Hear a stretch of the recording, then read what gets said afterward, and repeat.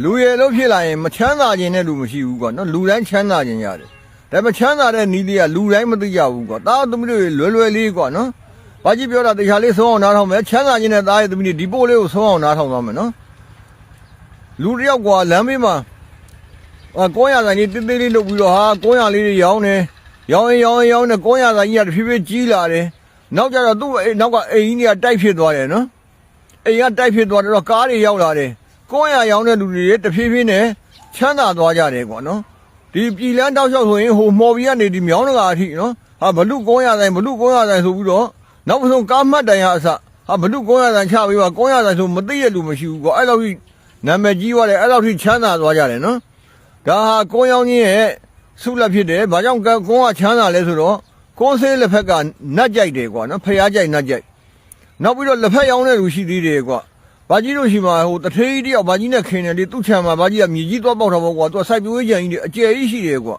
ဒီမြောင်းတကမှာလည်းရှိတယ်ဟိုတာခွမှာလည်းရှိတယ်အခြားနေရာတွေမှာလည်းရှိတယ်လို့ပြောတယ်ကွာနော်သူကအညာလာတာကွာအညာလာပြီးတော့သူတို့လင်မယားရန်ကုန်ထဲမှာအစင်းစင်းရဲ့လမ်းဘေးမှာလက်ဖက်ထုတ်လေးတွေရောင်းတာတဲ့အဲလမ်းဘေးမှာလက်ဖက်ထုတ်လေးတွေရောင်းရနေပြီးလက်ဖက်ပွဲယုံကြီးဖြစ်သွားတယ်လက်ဖက်ပွဲယုံရရင်တော့ညီးငွေလို့ဆိုပြီးတော့စိုက်ပျိုးကြံကြီးလိုက်ဝယ်ပြီးတော့အခုဆိုတော့တအားချမ်းသာသွားတာပေါ့ကွာဗမာပြည်မှာဆိုရင်အချမ်းသာဆုံးတော့ပြောလို့ရတယ်နော်အဲ့ဒါလက်ဖက်ကစတာပဲတောင်းသူတို့ကြီး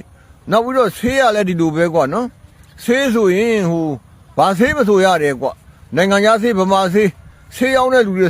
ဆေးရတာဗမာရှိတယ်ကွာအင်္ဂလိပ်ဆေးရောင်းတယ်ဆိုရင်လဲတန်းစီပြီးတော့တိုးနေရတယ်တောင်းသူတို့ကြီးဗမာဆေးရောင်းတဲ့ပလက်ဆေးဆိုင်မှာဆိုရင်လဲအဲ့လိုတန်းစီပြီးတိုးနေရတယ်နော်ဒါအောင်လို့ကွန်းဆေးလက်ဖက်စီးပွားတက်ဆိုတာ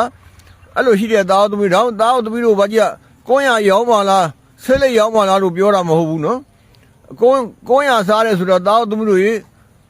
ဟောဂရင်းကင်ဆာဖြစ်တတ်တယ်နော်ဆဲလိတ်တော့လည်းအဆုတ်ကင်ဆာဖြစ်တတ်တယ်မကောင်းပါဘူးလို့အဲ့ဒါလေးကတော့ဘာကြီးတိုက်တွန်းတာမဟုတ်ပါဘူး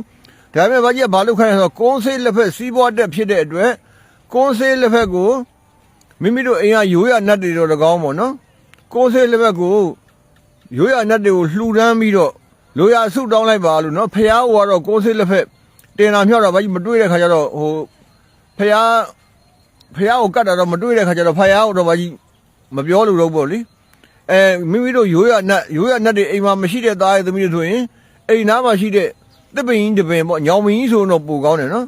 တစ်ပင်ကြီးမရှိလဲရှိတဲ့တစ်ပင်လေးပေါ့ကွာအဲ့တစ်ပင်လေးမှာရုပ်ကစိုးနတ်ကိုရီမှန်းပြီးတော့သားသမီးတို့ကုန်းဆေးလက်ပဲလှူဒန်းလိုက်ပါလှူဒန်းပြီးတော့လိုရာစုကိုတောင်းလိုက်ပါနော်သားသမီးတို့အိမ်ဒီမှာလက်လာပါတွေပွင့်လာပါလိမ့်မယ်စီးပွားတွေတက်လာပါလိမ့်မယ်နော်နေ့တိုင်းလှူနိုင်ရင်မကြလှူနိုင်ကိုယ့်ရဲ့မွေးနေ့မှာတော့၎င်းပေါ့နော်မကြလှူဒန်းနိုင်ရင်အများနဲ့လက်ပွင့်နေမှာပါလို့အများနဲ့စီးပွားတက်နေမှာပါဘယ်ခါမှရွတ်เสียမလို့တော့ဘူးနော်ကုန်းဆေးလက်ဖက်လှူဒန်းရုံနဲ့စီးပွားတက်နိုင်ပါတယ်အိမ်မှာဆိုရင်လည်းကိုရိုးရနတ်တွေကိုကုန်းဆေးလက်ဖက်အများနဲ့ကတ်ထားနိုင်ရင်အများနဲ့လက်လက်ပါတွေဖွင့်မျိုးတိုးတက်နေမှာပါတားသူရင်ဘာဒါကွာ